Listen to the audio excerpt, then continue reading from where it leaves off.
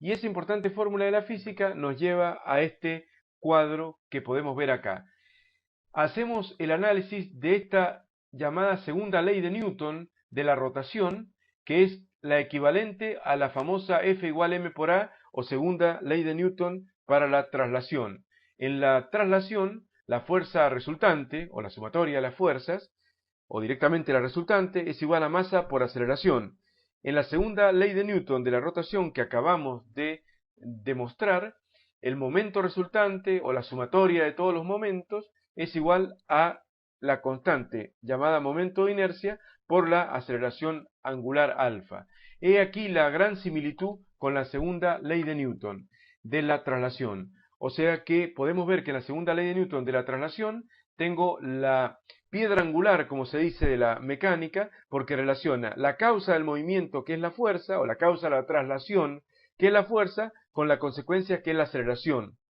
la consecuencia de la traslación. La resultante genera aceleración y por lo tanto traslaciones. En cambio, esto es el equivalente de la segunda ley de Newton, pero para la rotación, donde la causa de la rotación, supongamos hablar de un cuerpo extenso, por ejemplo, o de este cuerpo puntual también, rotando respecto de un punto exterior, como vimos en el dibujo de arriba, o si no, un cuerpo extenso rotando respecto a su eje, por ejemplo, el planeta Tierra, que obviamente es un cuerpo extenso, que rota respecto de su eje natural, a razón de, por cada 24 horas da una vuelta completa. Por cada 24 horas que transcurre un día entero, un día solar, la Tierra dio una vuelta entera respecto de su propio eje. Y en ese caso está dando la vuelta debido, como vamos a estudiar un poco más adelante, hay una situación de inercia. No sería exactamente el mismo caso este, porque acá estamos hablando de aceleración angular. Pero bueno, el ejemplo de la Tierra solamente es para ver que hay un cuerpo extenso que gira respecto de un punto interior del mismo cuerpo. Y en este caso tenemos un cuerpo pequeño o puntual que gira respecto de otro punto, exterior al mismo, por supuesto. Bien, no me quiero complicar porque quiero básicamente establecer cómo es el concepto de acción de causa y consecuencia. O sea, en este caso la causa de un movimiento circular variado es que exista una aceleración angular. Si existe una aceleración angular es porque hay un momento torsor que la está provocando. O sea, si yo aplico un momento, estoy acelerando angularmente. Causa de la rotación, momento resultante. Consecuencia de la rotación, aceleración angular. De esa manera podemos relacionarla, podemos ver que el momento de inercia como constante haría las veces de la masa en el caso de la traslación, que para la rotación se llamaría momento de inercia, pero con diferencias entre el momento de inercia y la masa. Diferencias importantes, que podríamos decir que se relacionan con que el momento de inercia no solamente no es una constante intrínseca, como dice el apunte, del cuerpo, o sea, no depende solamente del cuerpo, como si lo era la masa. La masa clásicamente se considera una constante intrínseca del cuerpo porque depende del cuerpo y no de factores externos al cuerpo, no depende de la velocidad que lleva el móvil, no depende de la aceleración que tenga el móvil, depende del cuerpo en sí. En cambio, el momento de inercia no es una constante intrínseca porque depende del cuerpo en sí por un lado, pero también depende de la posición del eje de giro. O sea, depende de si el cuerpo es externo respecto de qué punto o de qué eje lo quiero hacer girar. Ya vamos a discutir un poco más adelante que cuando un cuerpo lo quiero hacer girar respecto de un eje o respecto de otro eje, según la posición de este eje, va a ser el valor del momento de inercia. Así que el momento de inercia no sería considerada una constante intrínseca del cuerpo, que dependa únicamente del cuerpo, interior al cuerpo, intrínseca significa que depende del cuerpo en sí, que se basa en el propio cuerpo para quedar definida, sino que también dependería de otra cuestión que vamos a seguir abundando un poco más adelante, que es respecto de la ubicación del eje de giro, respecto del cual quiero hacer girar al cuerpo. Bien, podríamos decir entonces que la segunda ley de Newton de la rotación, más precisamente que esto, sería la sumatoria de los momentos, si hubieran muchos momentos, obviamente M1, M2, M3, mucha fuerza y cada fuerza genera un momento distinto, sería el momento de la resultante, o para ser más preciso, la sumatoria de todos los momentos, igual a el momento de inercia por la aceleración angular obtenida. Esta es una ecuación vectorial, ya sabemos que el momento es una magnitud vectorial, supuestamente los momentos tendríamos que sumarlo como se suman los momentos si tuviéramos problemas tridimensionales que nunca van a aparecer en los en realidad, pero si tuviéramos ese tipo de problemas, los momentos son magnitudes vectoriales tridimensionales, así que tendrían que ser sumados eh, con los versores I y JK, sería algo bastante complejo, ¿o no? Lo que pasaba siempre en los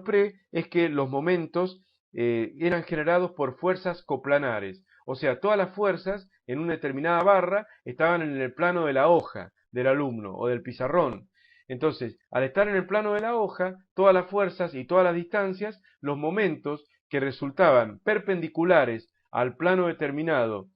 por la fuerza y por la distancia eran perpendiculares a la hoja. Entonces, si todos los momentos eran perpendiculares a la hoja, entonces podíamos decir que todos los momentos eran colineales entre sí. O sea, tenían toda la misma dirección perpendicular a la hoja y los terminábamos sumando o restando a los momentos como si fueran escalares. Según que hiciera girar a la barra en sentido antihorario le dábamos signo positivo, si lo hiciera girar en sentido horario le dábamos signo negativo y terminábamos sacándonos encima el aspecto vectorial de los momentos, simplemente considerando una suma algebraica de momentos, más 5 Nm, menos 10 Nm, más 15 Nm, como si fueran escalares, pero en realidad eran vectores. Así que bueno, esta era una ley vectorial, como ya habíamos dicho en su momento.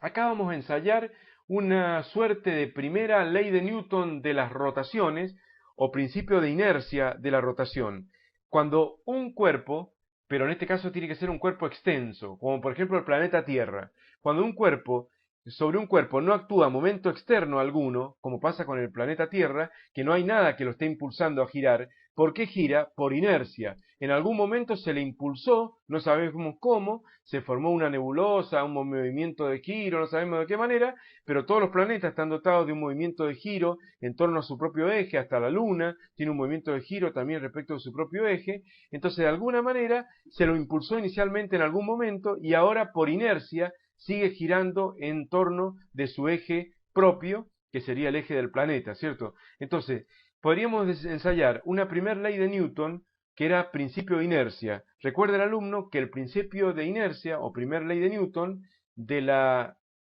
traslación, podríamos decir, era que cuando sobre un cuerpo no actuaba ninguna fuerza exterior, un móvil puntual en ese caso, no actuaba ninguna fuerza exterior, o actuaba un sistema de fuerzas exteriores de resultante cero, que venía a significar más o menos lo mismo, el cuerpo, al no haber fuerza, no había aceleración, y al no haber aceleración podía haber o reposo, que era velocidad cero y constantemente cero, o MRU, que era velocidad distinta de cero, pero constante, o sea, no había aceleración, o sea, no había cambio en la velocidad. Ahora vamos a ensayar una suerte de primera ley de Newton para el movimiento de la rotación, diciendo que si sobre un cuerpo no actúa ningún momento externo,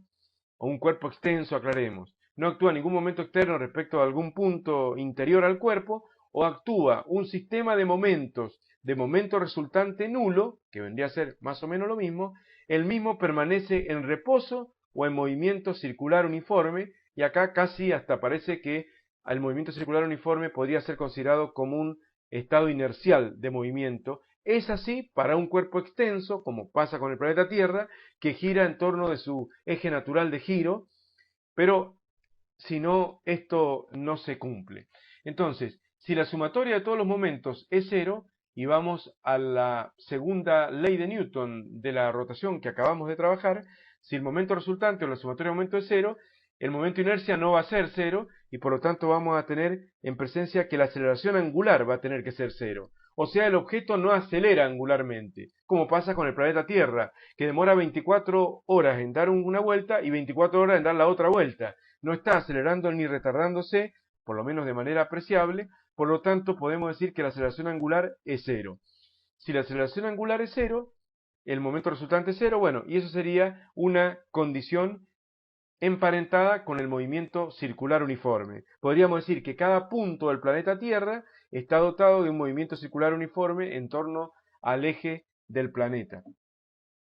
Eso es lo que se puede decir. Cuidado por ahí con generalizar y decir que el movimiento circular uniforme es un movimiento inercial. Eso no es así. El movimiento circular uniforme no es en realidad un movimiento inercial de por sí, porque podemos considerar que si volvemos a este móvil puntual, si ese móvil puntual gira respecto de un punto externo, entonces este movimiento circular uniforme solamente se puede mantener si hay la existencia de una fuerza centrípeta. Léase tensión de la cuerda, léase fuerza de atracción gravitatoria actuante sobre el cuerpo si el cuerpo fuera un satélite que está a miles de kilómetros de altura, el peso, que es pequeño pero que existe a esa altura, es la fuerza que genera que el móvil orbite alrededor de la Tierra y no